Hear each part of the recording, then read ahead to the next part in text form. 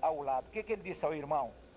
Ele disse foi o seguinte: apresentou-se um moço importante e disse: eu tenho chamado este para a obra ministerial.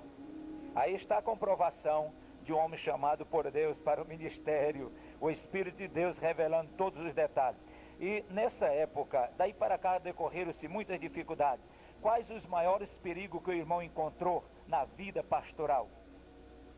Os maiores perigos, irmão, foram um pouco pesados. Eu levei o evangelho dali de Morada Nova até encostar na Paraíba. Atravessei Ceará, Rio Grande do Norte e Paraíba. Numa obra dessa, cheia de inimigos, cheia de toda perturbação, então a gente tem muito o que contar e é impossível eu dizer por palavras. Mas, no entanto, quero contar um caso. O ano era seco, nós íamos a pé. Eu convidei um rapaz, um auxiliar do trabalho, para ir comigo. Nós íamos a pé, tirando a viagem. Nunca eu sofri a sede, porque me acostumei na luta, não beber água e também pouco comer. Então, mediante isto, me deu sede. Andei umas 3 léguas e vi ao longe uma casa. Fiquei alegre, porque naquela casa podia morar gente e me dar então água. Quando cheguei na porta, bati na porta da casa, e saiu uma senhora de uns 52 a 54 anos, uma senhora velha, e uma menina, moça muito jovem, muito bonita. Eu pedi água, então, a senhora buscar. Quando a moça trouxe a água para mim, me deu a água, eu pedi para o rapaz, e ela perguntou àquela senhora, disse: o senhor conhece crente? Eu disse: conheço, senhora, eu sou um crente em Jesus. Disse: o senhor conhece Chico Branco? Eu disse: conheço muito. Pois bem, nós queríamos saber como é, porque o dono desta propriedade é Dr. Té, e Chico Branco teve uma discussão com o Dr. Té e dominou ele. Eu disse assim: todo crente cheio de graça domina qualquer pecador. Ela disse: então, como é isto? Eu disse: dona, eu vou de viagem, vou ter ainda mais 5 léguas, mas de hoje a 8 dias eu estou aqui e quero que a senhora chame seus vizinhos e parentes, que eu quero pregar o evangelho para eles.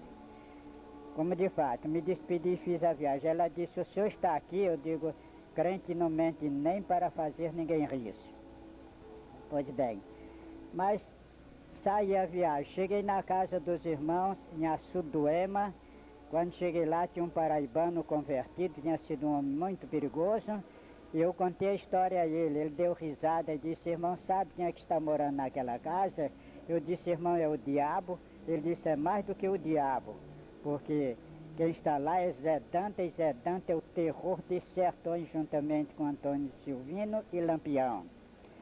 Você vai dirigir o culto lá? Tratei e vou dirigir. Ele disse: eu vou mais o senhor. Quando foi então no dia de quarta-feira, eu estava lá. Quando foi 5 horas da tarde, o irmão foi botar nossos animais no cercado. 5 horas da tarde, para as 6, 3 homens pularam a cerca de varão. Pularam a cerca. E aí um chegou e disse, um vermelho, tipo de homem, disse: mãe, bota a janta que nós estamos com fome. E perguntou para mim, disse: o senhor vem dirigir uma ladainha aqui para a mãe? Eu digo: venho, eu dirijo uma ladainha. Eu não ia dizer que era culto, porque não queria puxar muita história. É bonita a sua ladainha? Eu disse: só dirijo ladainha bonita. Então estamos certos. Na hora então da janta, ele teve uma discussão comigo meia pesada. Depois disse: o que é que o senhor precisa então para a sua ladainha? Eu digo: quero uma mesinha e uma toalha se tiver. Ele disse: mãe, bota os santos no chão. Já os santos iam perdendo comigo. Bota os santos no chão e traz a mesinha que eles estão. E traga também aquele fichu. Quando ele disse fichu, eu fiquei então um pouco assim atemorizado, o que era fichu.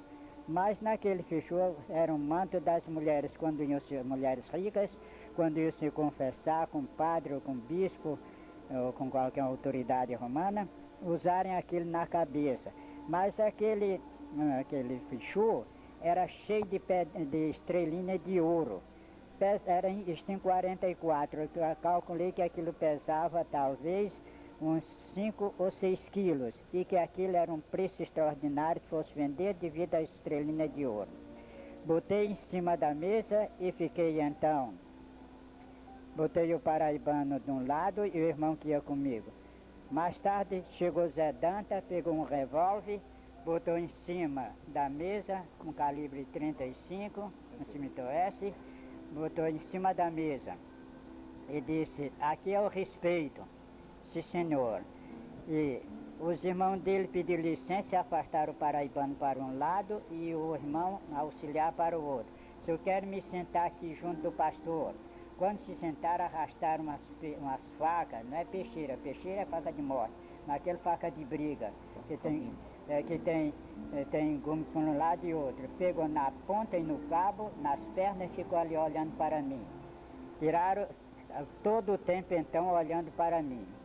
Eu fiquei pensando que era a última vez que eu ia pregar no mundo, neste mundo. Estava longe de Marinha, dos meus filhos e filhas, mas entreguei-me ao Senhor. Senhor, toma conta de mim.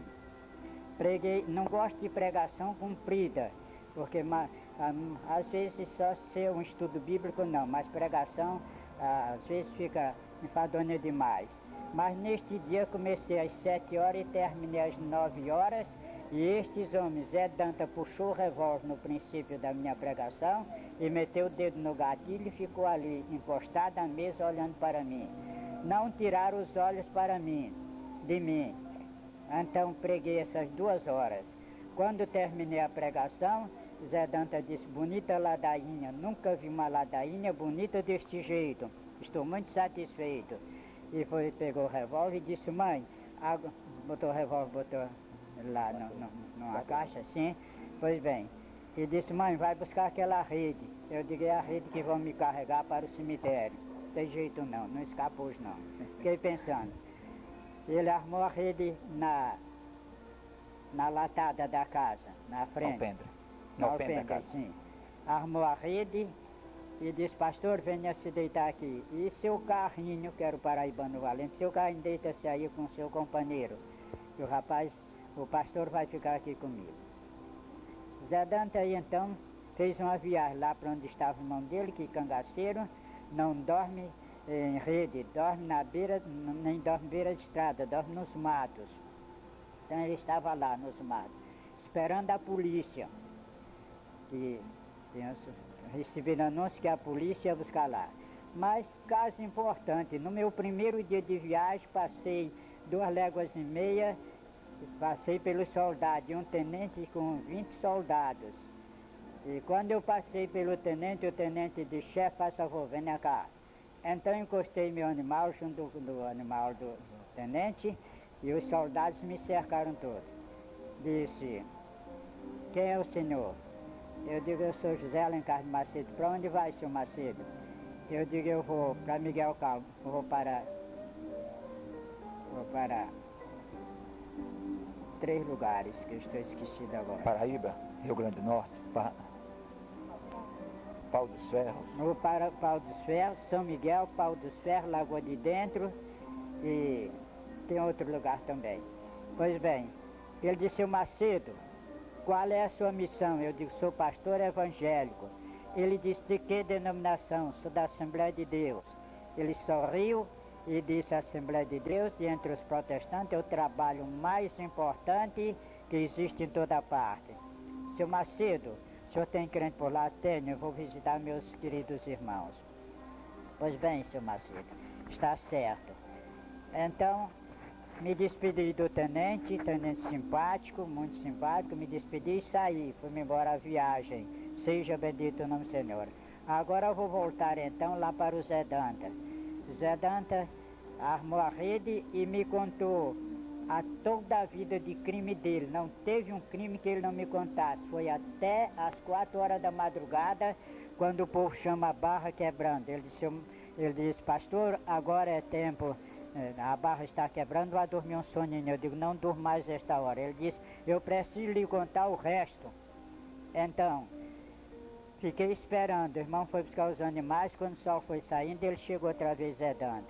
Disse, pastor, eu vou lhe contar um caso muito triste. Está certo, eu pensei que ele ia agora me matar, não é? Está certo. Ele disse, pastor, aqui distante 2 léguas mataram o papai.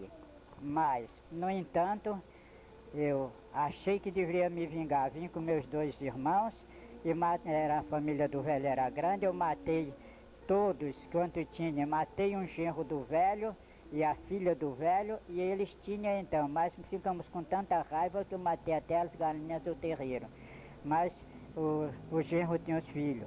Quando eu fui saindo, me lembrei que aquelas crianças não tinham mais quem cuidar dele.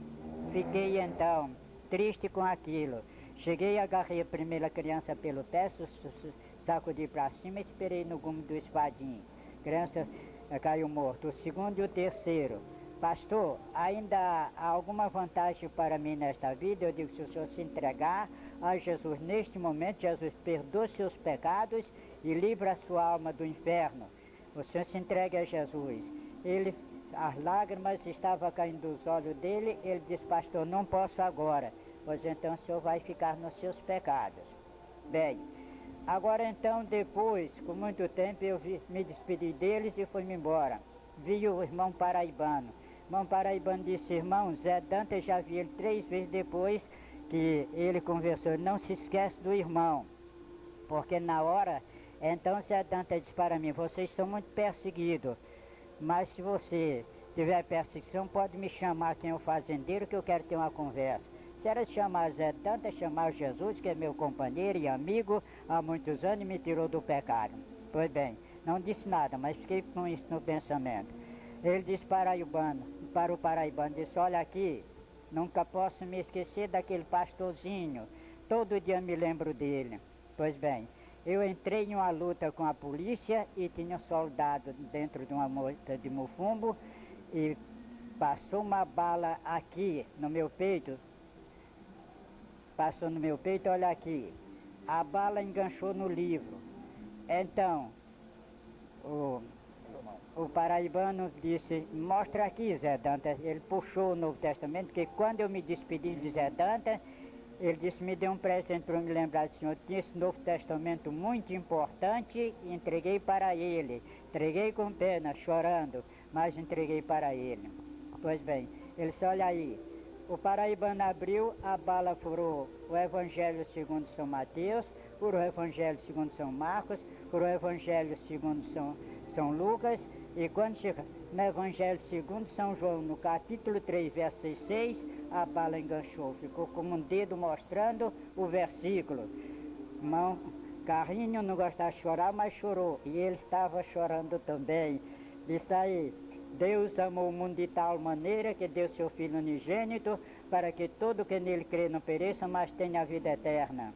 Você quer se entregar, Zé Dante, agora? Ele disse, ainda não posso, Carrinho. Então está certo. Nunca mais vi Zé Dante, Carrinho já teve uma existência, e eu ainda estou aqui, nessa idade já puxada de 85 anos, com vontade de ver o meu querido Jesus. Aleluia. Deus vos abençoe.